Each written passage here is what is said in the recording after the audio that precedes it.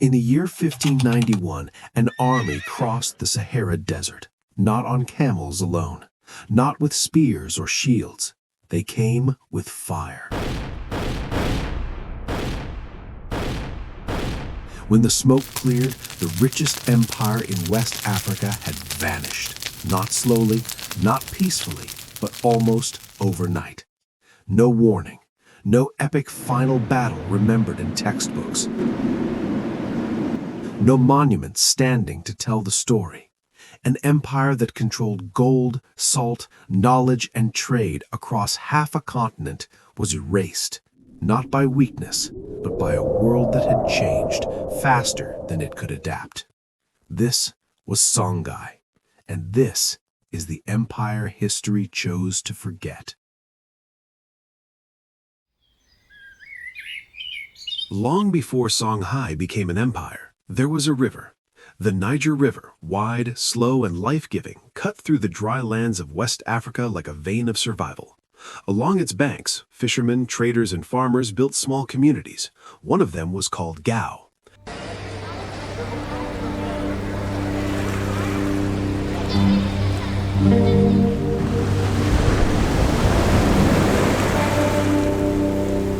At first, Gao was nothing special. No grand armies, no golden palaces, but its location was everything. Gao sat at the crossroads between the Sahara Desert and the forests of West Africa. Gold traveled north, salt traveled south, and Gao stood in the middle, watching, learning, waiting. For centuries, this region lived under the shadow of greater powers. First Ghana, then Mali, the empire of Mansa Musa, whose wealth stunned the world. But empires don't last forever. As Mali weakened in the 1400s, cracks appeared in its control. Governors grew ambitious, borders blurred, and in Gao, a new force began to rise. They called themselves Songhai. Unlike Mali, Songhai was not built on legends of divine kingship alone. It was built on discipline, river control, and military precision. At the center of this transformation stood a man history still struggles to categorize. A ruler feared by enemies, respected by soldiers, and remembered by scholars as both hero and tyrant. His name was Sunni Ali. Sunni Ali did not inherit an empire. He took it. When he came to power around 1464, Songhai was strong but surrounded by rivals. City-states resisted control, trade routes were contested, and powerful religious leaders questioned his authority. Sunni Ali answered with force.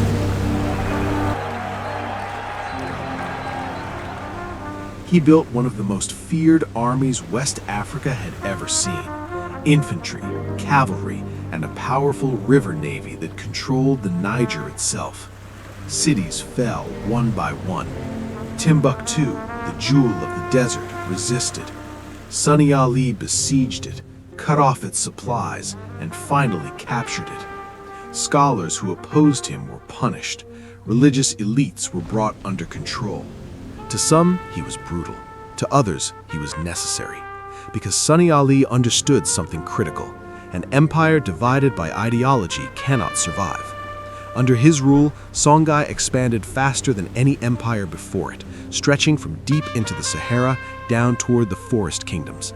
But Sunni Ali ruled with fear more than structure. He conquered brilliantly, but governed loosely.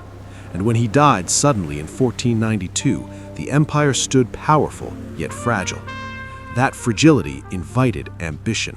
From within his own court came a man who would reshape Songhai forever, not with terror, but with order. His name was Askia Muhammad. Askia Muhammad did what few men in history have done. He took a warrior's empire and turned it into a civilization.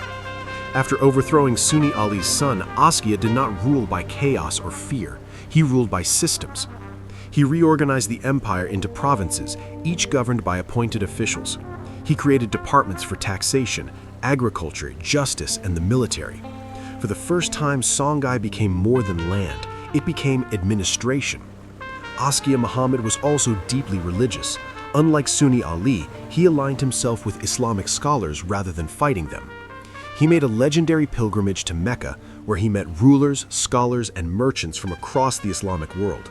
When he returned, Songhai was no longer isolated, it was connected.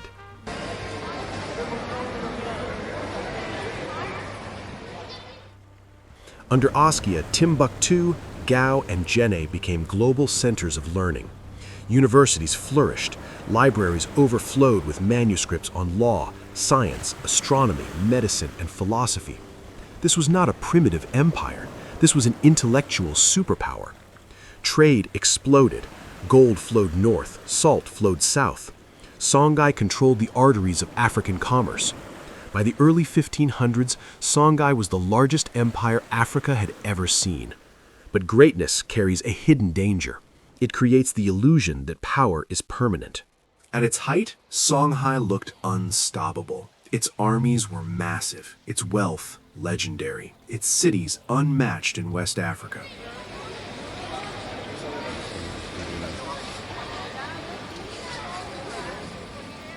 Foreign travelers wrote of markets so full they never slept, of scholars debating beneath desert skies, of rulers whose authority stretched farther than the eye could see.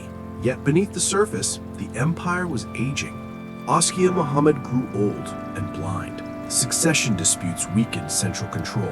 Provincial governors grew ambitious. Military discipline declined. And beyond the desert, the world was changing. In North Africa, a new technology had arrived, one that would redefine warfare forever: gunpowder. Morocco, hungry for gold and desperate for trade control, watched Songhai closely. They knew something Songhai did not yet understand. An empire built on tradition cannot survive a future it refuses to see. In 1591, Morocco sent a small army across the Sahara, barely a few thousand men. Songhai laughed. They outnumbered them 10-1, but numbers don't matter when fire speaks louder than steel. The two armies met at Tondabi. Songhai advanced with confidence, cavalry charging, infantry shouting, banners flying. Then the Moroccans fired. The sound alone shattered morale. Horses panicked, soldiers froze, the battlefield filled with smoke, confusion, and fear. Gunpowder tore through formations built for a different age. Within hours, the impossible happened. Songhai broke. Cities fell rapidly. Gao, Timbuktu, Jenne. The empire did not collapse slowly, it disintegrated.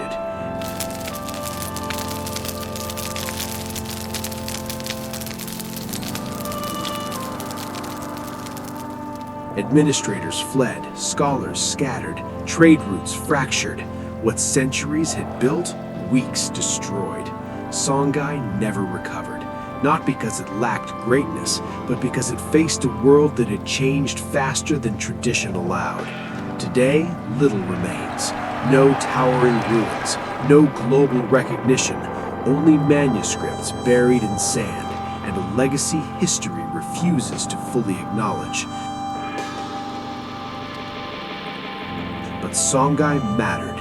It proved Africa built empires of intellect, organization, and power long before colonial narratives tried to erase them. And now you know the story of the empire they hid.